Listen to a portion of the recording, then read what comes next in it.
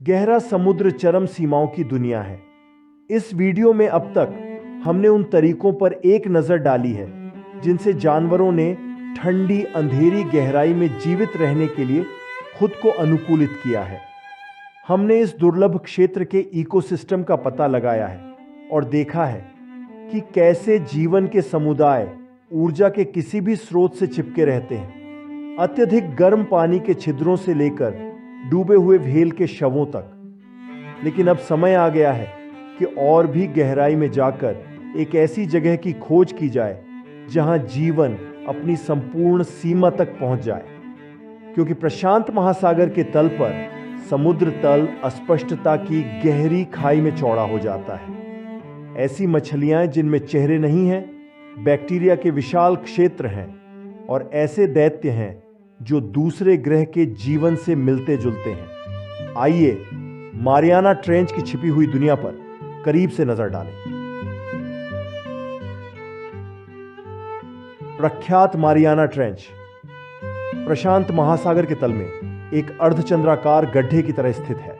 2550 किमी लंबा, 59 किमी चौड़ा फ्रैक्चर जो एक शुद्ध काले शून्य में गिर जाता है। सबसे नीचे यह पृथ्वी पर सबसे गहरे झात स्थान पर स्थित है।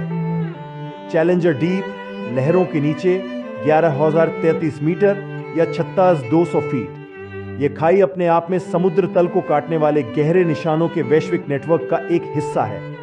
विशेषताएं जो सबडक्शन नामक प्रक्रिया से बनती हैं। मारियाना ट्रेंच के मामले में प्रशांत प्लेट का पश्चिमी किनारा पश्चिम में छोटी मारियाना प्लेट के नीचे दब गया, जिससे गहरी दरार पैदा हो गई। पिघला हुआ पदार्थ खाई के पास ज्वालामुखियों के माध्यम से ऊपर उठा, जिससे पास के मारियाना द्वीप का निर्माण हुआ। अपने सबसे गहरे बिंदु पर मारियाना ट्रेंच समुद्र के एक छोटे से अन्वेषण वाले क्षेत्र में गिरती है। हेडल जॉन, जिसका नाम ग्रीक पौराणिक कथाओं के अंडरवर्ल्ड हेडिस के नाम पर रखा गया है, उस स्थान के लिए उपयुक्त शीर्षक जहां शुद्ध अंधकार, अम्लीय जमा देने वाला पानी, दुर्लभ भोजन और अत्यधिक दबाव की स्थितियां प्राणियों के जीवित रहने के लिए एक चुनौतीपूर्ण वातावरण बनाती हैं। अधिकांश इतिहास के लिए इसे एक मृत क्षेत्र माना जाता था जिसमें किसी भी तरह का जीवन नहीं था। एक असंभव सीमा और खतरों से खाली जगह जिस तक कोई भी इंसान कभी नहीं पहुंच सकता। लेकिन 19वीं सदी में यह सब बदलने वाला था। मारियाना की गहराई को पहली बार 1875 में खोजा गया था, जब HMS चैलेंजर पर सवार चालक दल ने जहाज के किनारे पर एक भारित ध्वनि वाली रस्सी डाली और पाया कि उन्हें और अधिक रस्सी की आवश्यकता थी।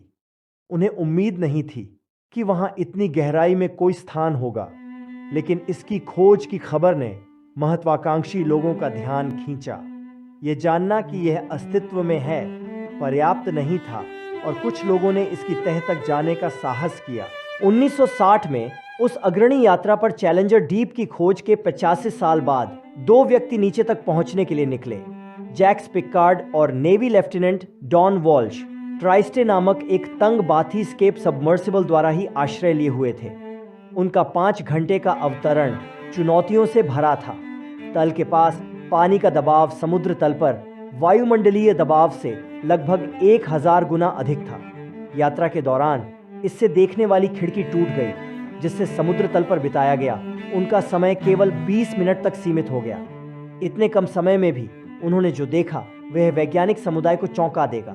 पीली झींगा और फ्लाउंडर जैसी मछली, साथ ही जिसे उन्होंने गहरे भूरे रंग के डायटोमेसियसूस के रूप में वर्णित किया है, जो समुद्र तल को कवर करता है। पिकार्ड ने यात्रा के बारे में एक पुस्तक में इस क्षण का उत्साहपूर्वक वर्णन किया है। यहाँ एक पल में वह उत्तर मिल गया जो जीव विज्ञानी दशकों से पूछ रहे थे। क्या समुद्र की सबसे गहराई में जीवन मौजूद हो सकता है? ये हो सकता है। जब जेम्स कैमरून ने 2012 में डीप सी चैलेंजर पर ट्राइस्टे के नक्शे दम पर चलते हुए उन्होंने भी फैले हुए माइक्रोबियल मैट देखे।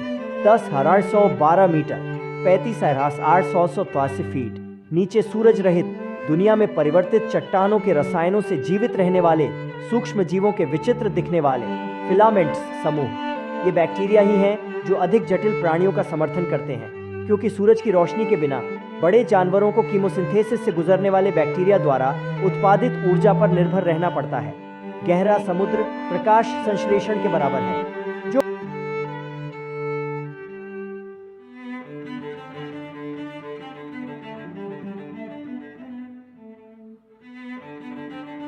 जो फुटेज आप अब भी देख रहे हैं वह 1976 में काइको नामक एक मानव रहित जापानी पनडुब्बी द्वारा लिया गया था।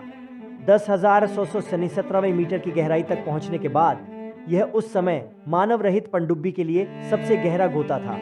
इसका लक्ष्य मैट से बैक्टीरिया का नमूना लेना था, जिसे पिककार्ड और वॉल्श ने लगभग 40 साल पहले देखा था। उन्होंने पाया कि इनमें से कई जीवाणु प्रजातियां अनिवार्य रूप से बैरोफिलिक प्रतीत होती हैं, जिसका अर्थ है कि वे उच्च पर्यावरणीय दबावों में पनपती हैं, जिससे साबित होता है कि हमारा विचार कि जीवन केवल अधिक मध्यम परिस्थितियों में ही मौजूद हो सकता है त्रुटिपूर्ण था। लेकिन 1998 में कैको चैलेंजर डीप में लौट आया और अधिक जटिल जीवन पर ठोकर खाई। हिरोडेलिया गिगास, एक विशाल उभयचर प्रजाति। इस खोज ने थोड़ा रहस्य पैदा कर दिया। गहरे समुद्र का अत्यधिक दबाव इसका कारण बनता है कैल्शियम कार्बोनेट, जो एम्फीपोड और कई समुद्री जानवरों के गोले बनाता है। पानी में अधिक आसानी से घुल जाता है, जिससे उनके कोमल शरीर कमजोर हो जाते हैं। वैसे एम्फीपोड आमतौर पर लगभग 5000 मीटर 16,400 फीट से नीचे नहीं पाए जाते हैं, और फिर भी यहाँ काइको की रोशनी में एक विशाल एम्फीपोड था, जिसने अपने कठोर बाह्य कंकाल को भी बरकरार रखा था। तब से यह पाया गया है कि जब वे भोजन की तलाश करते हैं तो वे समुद्र तल की मिट्टी से एल्यूमिनियम आयन निकालने के लिए अपनी आंत में रसायनों का उपयोग करके एल्यूमिनियम कवच का उपयोग करके अपने गोले की रक्षा करते हैं। विनाशकारी के रूप में अपनी भूमिका में ये उभयचर पारिस्थितिकी तंत्र में एक महत्वपूर्ण भूमिका निभाते हैं। वे सफाई दल के रूप में कार्य करते हैं। उनके पास ऐसे एंजाइम होते हैं जो लकड़ी को भी पचाने में सक्षम होते हैं। हाल के दिनों में दूरस्थ पनडुब्बियों ने अपनी हेडलाइट्स में मारियाना ट्रेंच की और भी अधिक विचित्रताओं को पकड़ा है। सबसे प्रचुर निवासियों में होलोथुरियन है, समुद्री खीरे, अद्भुत समुद्री स्वर की तरह, जिसके खाने वाले तंबू की अंगूठी होती है। इसका उपयोग मिट्टी छानने और भोजन प्राप्त करने के लिए किया जाता है।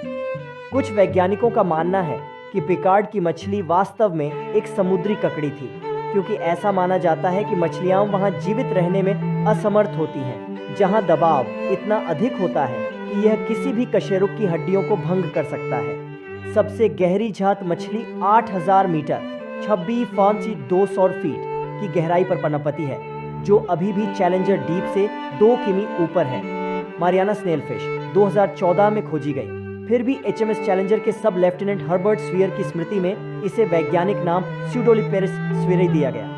लेकिन घोंघा मछली और एम्फीपोड खाई में पाए जाने वाले एकमात्र विचित्र जीव नहीं है। विशाल जेनोफियोफोर्स व्यास में 20 सेमी तक बढ़ते हैं, फिर भी केवल एक कोशिका से बने होते हैं। शिकारी ट्यूनिकेट्स, जिन्हें समुद्री स्क्वर्ट्स कहा जाता है, शिकार के इंतजार में अपने शरीर को घाटियों के किनारों पर बांध देते हैं, जबकि गहरे समुद्र में हैचेट फिश अपने परिवेश के साथ घुलने मिलने के लिए बायोल्यूमिनेसेंस का उपयोग करती हैं। जबकि इन अलौकिक जीवों की केवल झलकियां ही दर्ज की गई हैं, उनकी प्रचुरता यह दर्शाती है कि जीवन हमेशा जीवित रहने का एक रास्ता खोज लेगा, भले ही समुद्र के पाताल के बीच में रहने की तीव्र चुनौतियों का सामना करना पड़े। सभी अभियानों और एकत्र किए गए फुटेज के बावजूद हमने अभी भी मारियाना ट्रेंच की छिपी हुई दुनिया में अपने पैर डुबाना शुरू ही किया है। यह संभावना है कि कई नई प्रजातियां खोज की प्रतीक्षा कर रही हैं, और इससे हमें इस पहेली को सुलझाने में मदद मिलेगी कि जानवर ऐसे चरम सीमा तक कैसे जीवित रह सकते हैं।